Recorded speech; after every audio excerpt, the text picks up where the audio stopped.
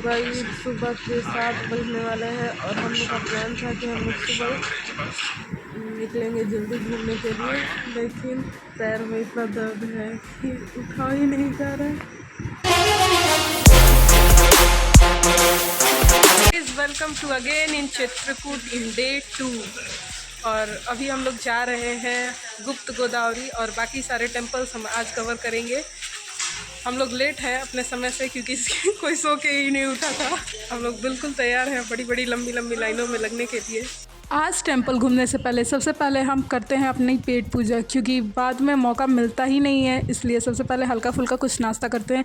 यहाँ का नाश्ता सच में इतना टेस्टी था, जब भी आप जाए तो रामघाट की यहाँ के समोसे छोले ज़रूर खाएं। नाश्ता करने के बाद हम निकल जाते हैं सारे टेम्पल्स को घूमने के लिए और सबसे पहले हम बुक करते हैं एक ऑटो, जो कि 450 रुपये में हमने बुक किया था और वो हमें 4 जगह घुमाने वाले थे। तो सबसे पहले हम जाते हैं जानकी कुंड। माना जाता है कि यहाँ सीता माता स्नान करती थी वनवास के दिनों में और यहाँ उनके चरण चिन्ह भी स्थापित हैं।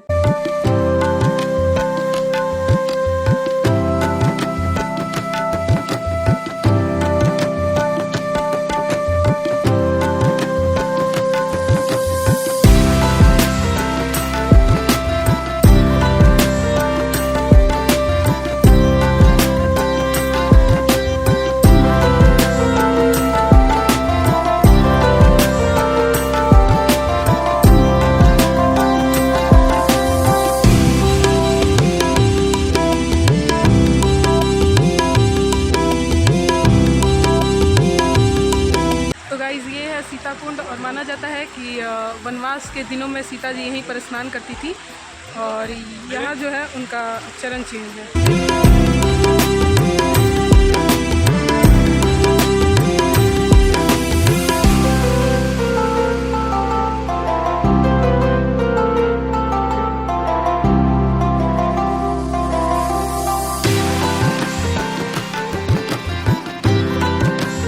सीता कुंड के दर्शन करने के बाद अब हम जाते हैं स्फटिक शिला। माना जाता है कि श्री रामचंद्र जी उसी स्फटिक शिला पर बैठते थे और उसका जो टेम्परेचर है हर मौसम में ठंडा ही रहता है, चाहे कितनी भी गर्मी क्यों ना हो।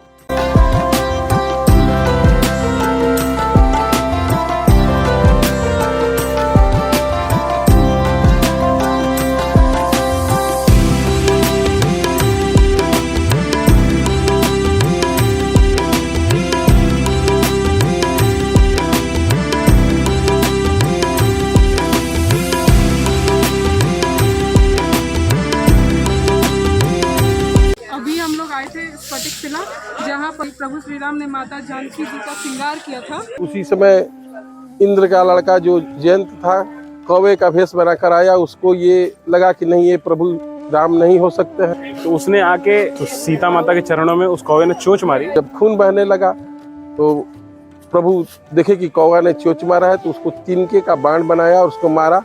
वो दौड़ते हुए हर जगह भागा, तीनों लोग गया लेकिन कोई उसको शरण नहीं दिया। फिर अपने पिता इंद्र के पास गया तो उन्होंने कहा कि जाओ प्रभु श्री राम ही तुमको शरण दे सकते हैं। उसके बाद जब आया तो प्रभु श्री राम ने उसके एक आंख में वो तीर को मार दी, तब से कौवा एक आंख का होता है। लेकिन उसको साथ साथ वरदान भी दिया कि पितृपक्ष में जो कौवे को खाना खिलाता है उसके पितर लोग मोक्ष को प्राप्त होते हैं। जय श्री राम।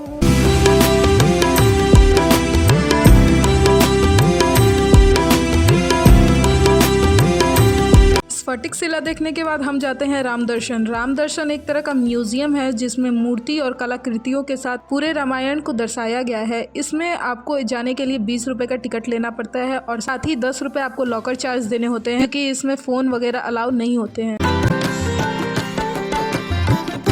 राम दर्शन के बाद हम जाते हैं सती अनसुईया माता मंदिर, जहाँ के रास्ते बहुत ही ज़्यादा खूबसूरत हैं तथा रास्ते में आपको बंदर, हिरन एवं मोर भी देखने को मिलते हैं।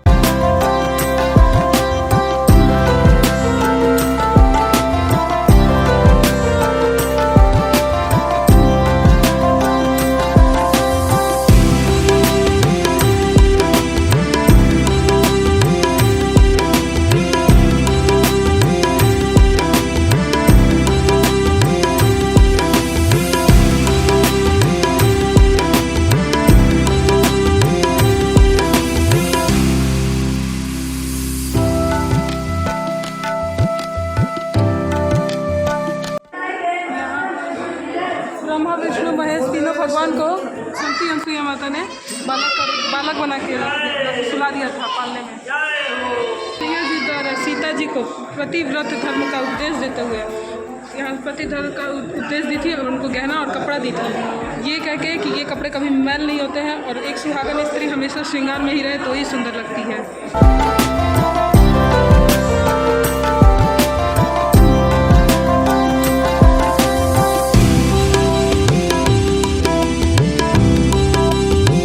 अब नेक्स्ट हम लोग जाने वाले हैं गुप्त गोदावरी। गुप्त गोदावरी के बाद हनुमान धारा। हाँ, और गुप्त गोदावरी के बाद हनुमान धारा बहुत ही खूबसूरत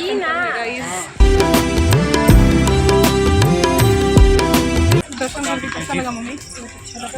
जोर से बोलो। ये बहुत अच्छा लगा। ये सती अनसुईया माता थी ना, रोज नहाने जाती थी गंगा जी। उनके पति बोले कि सुबह सुबह कहाँ चली जाती हो? कहते गंगा जी नहाने। यहाँ भी मंदाकिनी जी की आरती होती है शाम 6 बजे से। हाँ, तो वही बोले कि अगर तुम सबकी होगी तो गंगा जी खुद तुम्हारे दरवाजे पर आ जाएंगी, इसीलिए इनके दरवाजे। अच्छा, अब यहीं पर भगवान जी को वो बना के रखी थी। हाँ, यहाँ ब्रह्मा विष्णु और महेश तीनों भगवान जी को सती अनसुईया माता ने बालक बना के पालने में डाल दिया था, क्योंकि वो तीनों भगवान आए थे उनकी परीक्षा लेने, उनकी सत्य की परीक्षा लेने।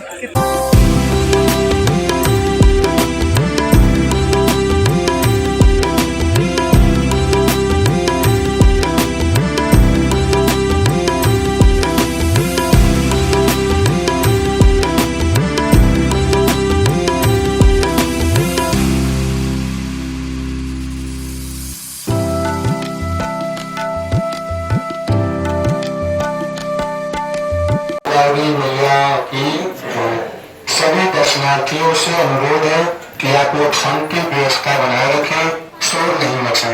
गुफाओं का रास्ता अत्यंत सक्रिय है, आने जाने का एक ही मार्ग है, 10 मिनट का समय लगेगा। जैसे अंदर वाले दर्शनार्थी निकल जाएंगे तभी आप लोगों को प्रवेश दिया जाएगा। बोलिए बनवासी भगवान की।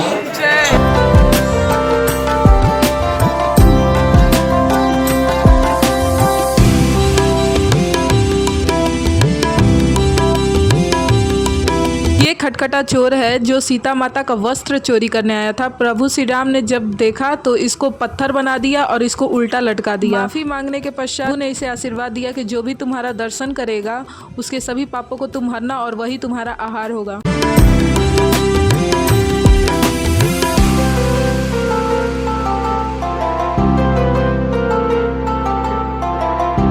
प्रथम गुफा में घूमने के बाद हम जाते हैं द्वितीय गुफा, जिसे पानी वाला गुफा भी कहते हैं, क्योंकि इसमें पूरा पानी भरा हुआ है। जब गोदावरी मैया को पता चलता है कि प्रभु श्री रामचंद्र जी अपना वनवासी जीवन व्यतीत करने के लिए चित्रकूट आए हुए हैं, तब उन्होंने उनके दर्शन के लिए एक गुप्त तरीके से एक पहाड़ में आई और उनके दर्शन प्राप्त किए। इसीलिए इस जगह को गुप्त गोदावरी के नाम से जाना जाता है, क्योंकि पता ही नहीं कि गोदावरी माता कहाँ से आती है और कहाँ विलीन हो जाती है।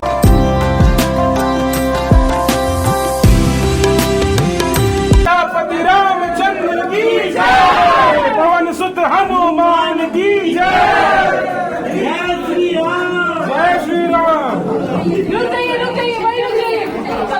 रुक जाइएगा, थोड़ा सा रुक जाइएगा। पतला रास्ता नहीं आ पाइएगा, एक एक करके। और जो पानी वाला मार्ग है उसमें आप कितना भी कपड़ा ऊपर तक क्यों ना चढ़ा के जाएं, आपका कपड़ा भीगना तय है, क्योंकि घुटने से ऊपर पानी होती है। और पत्थर पे संभाल के पैर रखें, क्योंकि पत्थर बहुत चुभने वाली होती है वहाँ, तो बहुत चुभती है पैर में।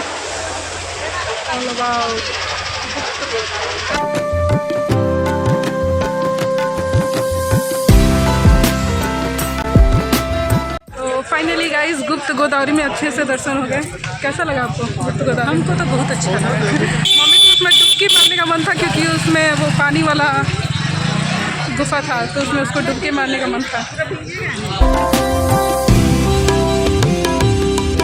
गुप्त गोदावरी के दर्शन करने के पश्चात हम पहुंच जाते हैं हनुमान धारा। यहाँ की कहानी कुछ इस प्रकार है कि दहन करने के बाद हनुमान जी का शरीर काफी तप रहा था, तो उन्होंने प्रभु श्री राम से पूछा कि प्रभु मेरा शरीर जो है बहुत तप रहा है। तो श्री रामचंद्र जी ने उन्हें कहा कि तुम चित्रकूट चले जाओ और वहाँ की पहाड़ी से एक धारा निकलती है, तुम उसी के नीचे बैठ जाओ। हनुमान जी ने उनके कहे अनुसार आकर चित्रकूट की पहाड़ी पे गए और धारा के नीचे बैठ गए, जिससे उनके शरीर का ताप जो है कम हो गया। तभी से इस जगह को हनुमान धारा के नाम से जाना जाता है।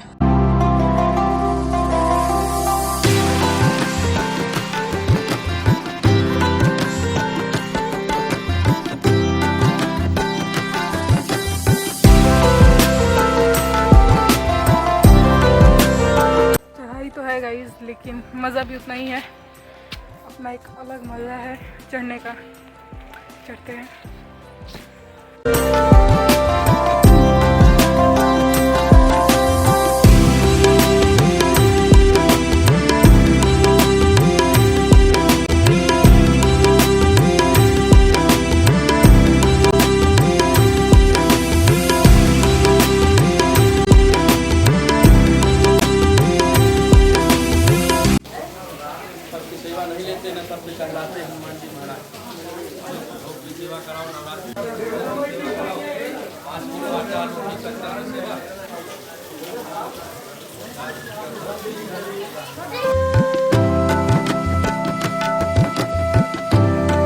हनुमान धारा के बाद हम चढ़ाई चढ़ने लगते हैं सीता रसोई जाने के लिए, जहां वनवास के दिनों में माता सीता खाना बनाया करती थी।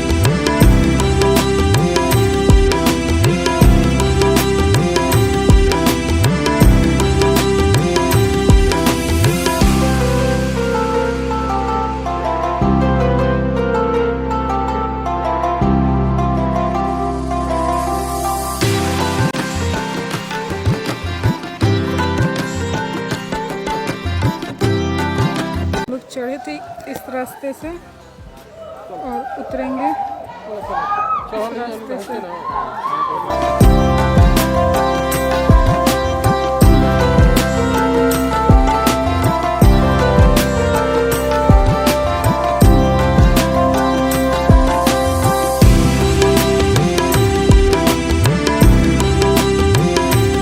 बाबू आप इस रास्ते से भी आएंगे तो यहाँ एक मंदिर है, यहाँ इनको भी हनुमान धारा कहा जाता है, लेकिन मेन वाले वो वहाँ पर है जहाँ रोपवे उतरते हैं।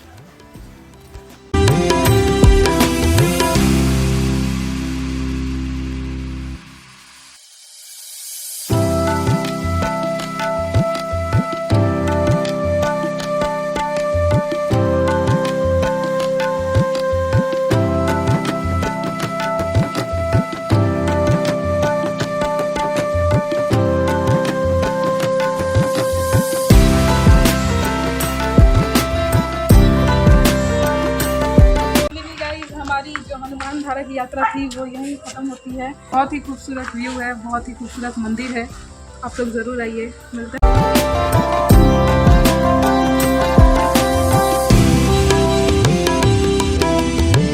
हनुमान धारा और सीता रसोई के दर्शन करने के बाद हम वापस आ जाते हैं रामघाट और सबसे पहले खाते हैं हम अपना फेवरेट गोलगप्पा, उसके बाद खाते हैं खाना और होटल जाके करते हैं थोड़े आराम। फिर शाम में हम देखते हैं रामघाट की आरती और कुछ इस तरह रहा हमारा डे 2 इन चित्रकूट। मिलते हैं अगली वीडियो में, बाय।